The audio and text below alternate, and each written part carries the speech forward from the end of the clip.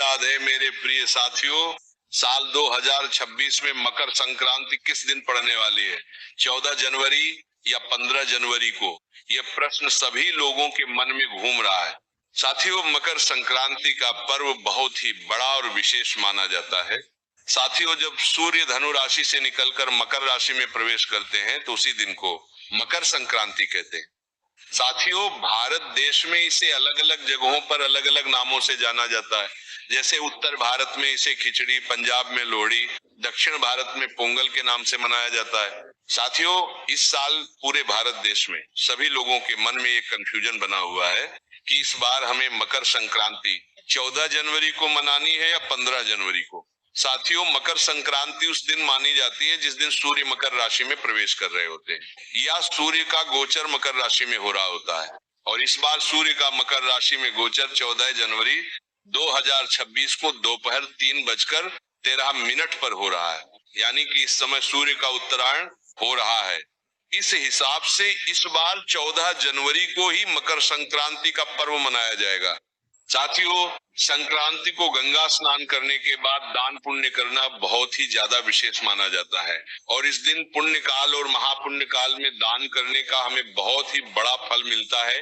साथियों, मकर संक्रांति को पुण्य काल दोपहर 3:13 से लेकर शाम 5:45 तक रहेगा। वहीं महापुण्य काल का समय दोपहर 3:13 से लेकर शाम 4:58 तक रहेगा।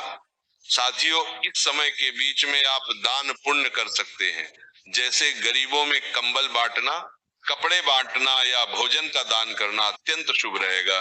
साथियों, इसी के साथ में मकर संक्रांति के दिन खिचड़ी का दान करना बहुत ही शुभ माना जाता है। पर इस बार मकर संक्रांति के दिन यानी 14 जनवरी के दिन ही एकादशी भी पड़ रही और एकादशी के दिन चावल का प्रयोग नहीं किया जाता है। इसलिए इस बार कई सारे लोगों के मन में यह प्रश्न भी है कि एकादशी के दिन हम खिचड़ी का दान कैसे करें या घर में खिचड़ी कैसे बनाएं। साथियों, 14 जनवरी मकर संक्रांति को एकादशी होने के कारण आप इस दिन चावल की खिचड़ी नहीं बना सकते और ना ही इसका दान कर सकते हैं। और आप चाहें तो खिचड़ी का दान अगले दिन कर सकते हैं, पर इसके अलावा आप लोग इस दिन तिल और गुड़ से बनी हुई सामग्री या लड्डू का विशेष रूप से दान करेंगे तो आपको वही फल मिलेगा जो खिचड़ी दान करने से मिलता है, क्योंकि मकर संक्रांति के दिन तिल और गुड़ का विशेष महत्व माना जाता है। साथियों, इस दिन सभी लोगों को सुबह जल्दी उठ जाना चाहिए और किसी पवित्र नदी में जाकर या गंगा नदी में जाकर स्नान करना चाहिए। अगर आप कहीं बाहर स्नान करने के लिए नहीं जा सकते तो अपने ही घर में रहकर जिस जल से आप स्नान करें उसमें थोड़ा सा गंगा जल और काले तिल मिलाकर ही स्नान करें और स्नान करते समय हर हर गंगे जरूर बोलें। साथियों, इसी के साथ में सूर्य देव को इस दिन काले तिल मिलाकर जल जरूर चढ़ाएं और अपने पितरों को भी जल जरूर दें। साथियों, मकर संक्रांति का दिन विशेष रूप से भगवान सूर्य नारायण को समर्पित है, इसीलिए इस दिन उनसे जुड़ी हुई चीजों का दान करना अत्यंत शुभ माना जाता है। आप चाहें तो तांबे का लोटा या तांबे से बनी हुई वस्तु का दान कर सकते हैं। इसी के साथ में पीपल के पेड़ की पूजा करके पीपल के पेड़ में भी जल जरूर देना चाहिए।